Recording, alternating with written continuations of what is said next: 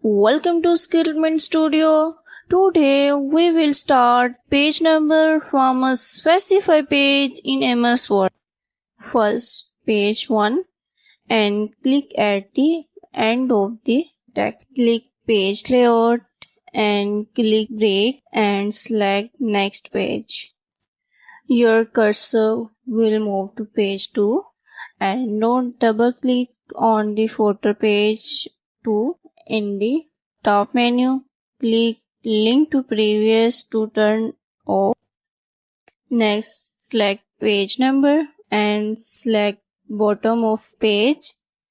Choose a style. Click page number again. Select format page number. Choose start at 1 and click OK. Finally, delete any page number on page 1. Page 2 is now page 1. Check assignment page number. Click of table of content and click update table and press OK. I hope this video helpful.